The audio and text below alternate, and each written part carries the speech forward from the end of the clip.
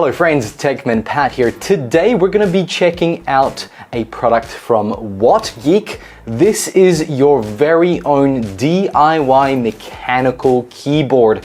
We're not only going to put it together, we've got our switches right here, we've got the keycaps right here, and we've got the base right here. We're going to put it together, then we're going to review it, we're going to see what the quality is like, and we're going to play with the keyboard and see if it's well worth your money to check out what WhatGeek can offer. So big thanks to these guys for sending me this for review. I'm really excited to kind of, I guess, build my own keyboard in a way. So obviously you get to choose your switches, and they've got a whole wide variety, your keycaps, the design, and then the base, which is actually the most important part. It's also the most expensive part. In any case, we're gonna go through the bits now. We're gonna unbox them. We've got a camera set up above, and then we're gonna build it. So strap in for a bit of a build of a keyboard and then the review of the products themselves. Let's get started by rolling the intro.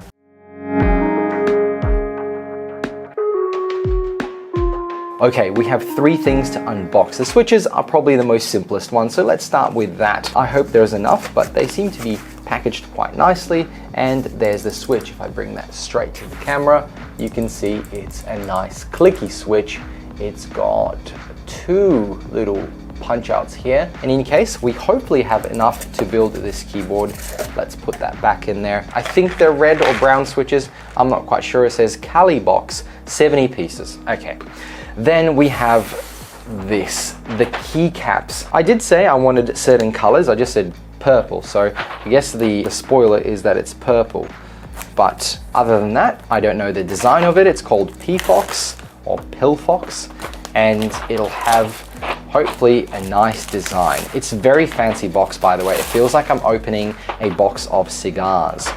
Oh, yes, Cyberpunk. Wow, how awesome. Oh, there's two sets. Right, okay, so it has a full keyboard layout. That's awesome. They look really cool. Check that out. That's beautiful. That's very, very nice. And it's a printout, and then the side, actually the whole thing is kind of see-through on the side. Really, really nice. This one right here, the space, it has a little bit of code on there. I'm not sure what type of code. The rest of them are really lovely too. I think this keyboard isn't going to be able to use this. I think this is a 10 keyless.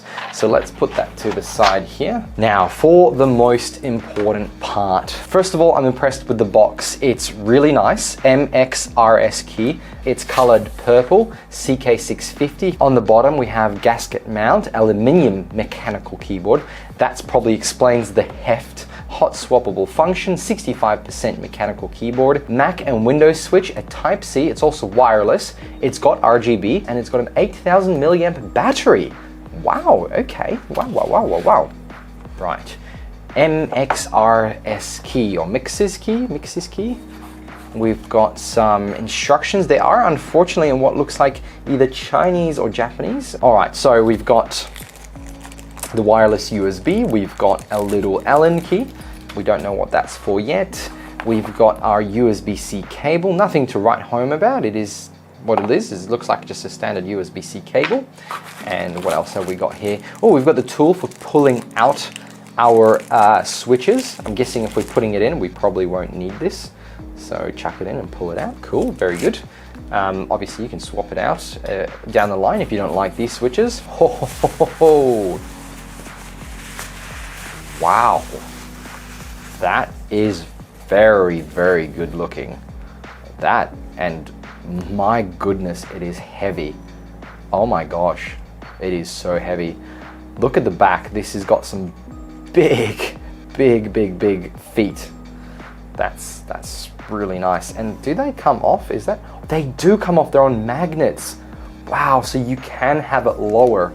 Oh, that's, yeah, I don't know. I might have to have it with these ones. Wow, okay, cool. Awesome, very, what is it, 65% layout. We've got a switch here from 2.4 gigahertz to Type-C and Bluetooth. This has Bluetooth. It's all aluminium, it's all solid aluminium, even the little switch here. And we've got Mac and Windows, so we're on Windows this time. We've got the USB-C right there. And if we come closer, look at this beautiful machined aluminium.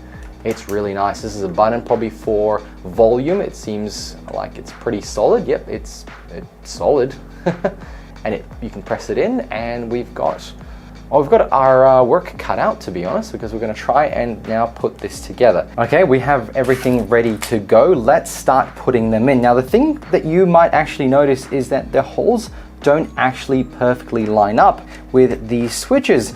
However, I am assured that that is actually by design, and so this will need to be plugged in straight away, and you'll see that these pins that you have right here, they're actually going to pierce this little part right here.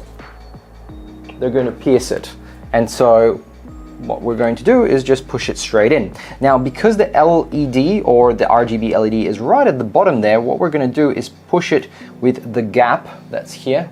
That gap is going to go onto the LED side, so towards the bottom.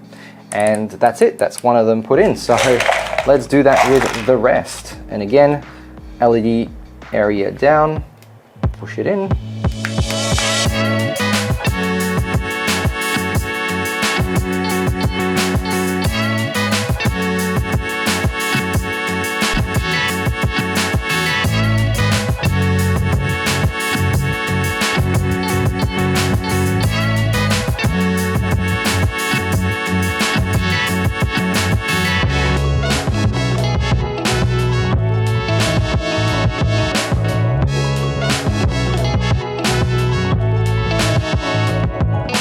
Okay, this is ridiculous. I broke exactly 3 of these switches, and that was literally the only amount that I needed. So I found this quite therapeutic. However, I also found it very stressful, as I realized that some of these pins would bend almost irreparably to the point where you couldn't really do much with these anymore.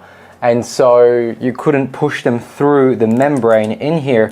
Now, yes, these are mechanical, so they need to push through, but I really don't understand why that is the way it's done. I guess the next thing to do is put the keycaps on, but I'm also worried that some of these might not be working.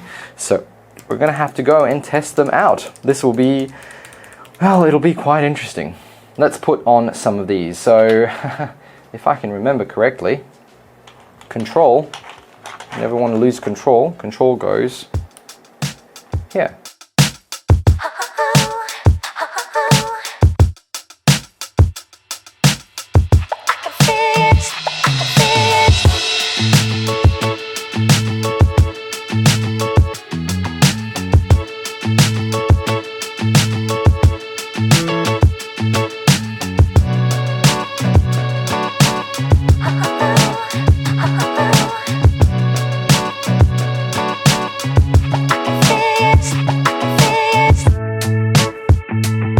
There it is, folks.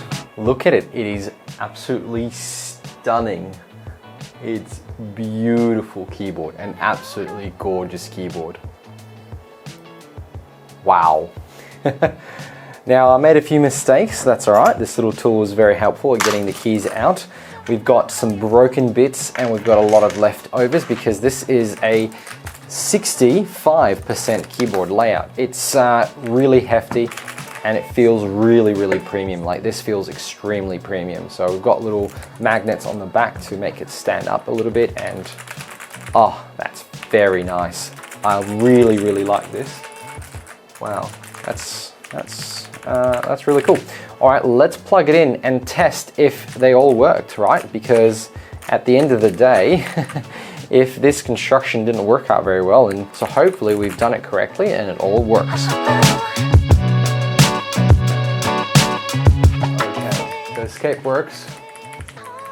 1 does not work, number 1, this one right here. 2, 3 works, 4 works, 5, 8, 9. Yep, they all work. There you go. Tab does not work. Nah, it's dead.